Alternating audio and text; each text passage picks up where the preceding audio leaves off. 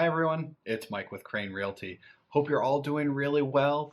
Exciting to see that we're starting a new season, putting the winter season behind us and starting to really enjoy this great weather that is unfolding in front of us. So hopefully all of you are out there taking in some of that warmer temperature. I was hoping to create this video a little bit earlier regarding the number of new listings that have hit the past month of February. So I apologize that this is coming out a bit late, but I wanted to dive into what that information is telling us and kind of the picture for any of you who are looking to buy, or if you're a seller and you're kind of wanting to see, how strong is that seller's market, the lack of inventory, what that means for you and potentially selling your home either sooner or later or what have you.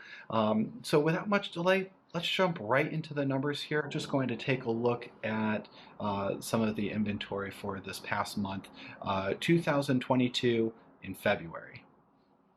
All right, so you can see right here, just to let you know the criteria that I'm looking at, the past 10 years, number of new listings, all right, and then we're going to have them in a month view because that way we can isolate and see what months we've seen the most inventory or less inventory. And for right now, I'm going to leave location as Ontario County, right? Obviously, we cover the Rochester, Finger Lakes area, but I don't want to get too involved. I just kind of want to look at just one county for us here, so I've selected Ontario County. If you're interested on what that looks like via chart, it would look something like this. Obviously, these high peaks, getting well over 300 new listings each month. Those peaks would be summertime, and then a very big decrease getting into wintertime, the backswing of the season. So when any realtor tells you, yeah, we have a lot more activity in the summertime, this is what they're referring to. And then real lack of inventory, this is what they would be referring to. And you can see that decrease and then increase continue. So let me click on data, and this will break things down a little bit better for us numerically. But you could see right here, 10-year window, early 2012 up to 2017. For the most part, they're going to be north of 170 or 170 new listings each month. Looking at the last 5 years, so 2018 to 2022, for the month of February, pretty inconsistent, as you can kind of see. So 163, 180, and then we broke actually over 200. That was pre-pandemic, last month, pre-pandemic, and then the month of March, as some of you might recall, in 2020. So that was a pre-pandemic number. And then last year, 2021, this past month, if you were in the market as a buyer out there looking and you really were kind of coming to that conclusion of, wow, there's just not a lot of inventory and you can kind of feel it, let this kind of validate that feeling a little bit. In this time frame right here, this is a 5-year window.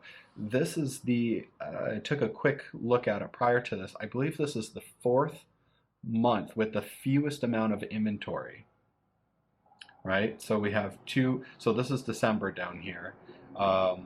Last 2 years prior to this, 92, 92, ironically, 115, which is just north of our February number, and then 102 in 2018.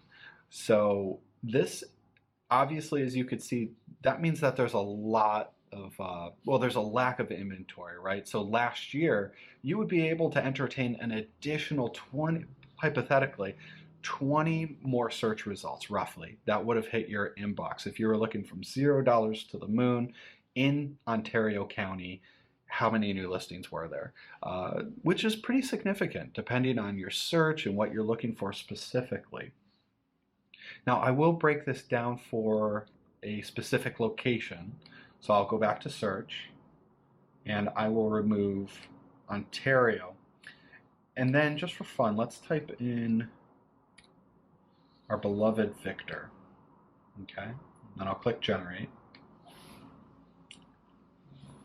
That is a very interesting 10-year window.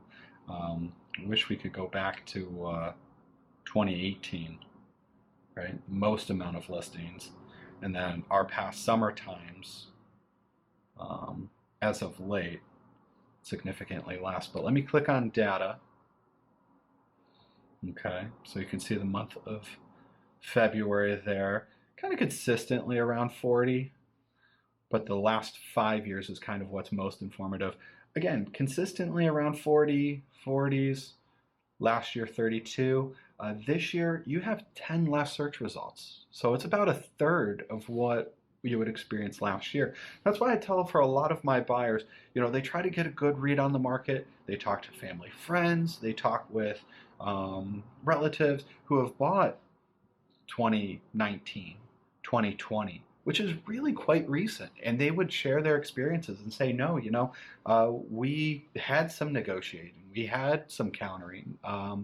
We saw the property and we slept on it for a day or two and then circled on back, and we were the only showing for that week, or we were the only one at the open house.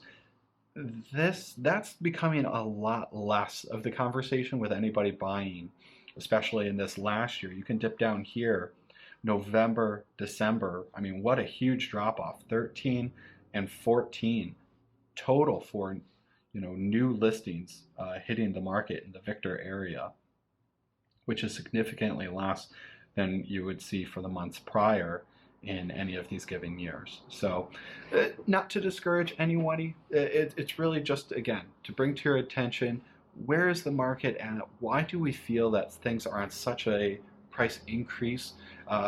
When you decrease the amount of inventory and increase the amount of buyers, just basic economics, you're going to see your price go up.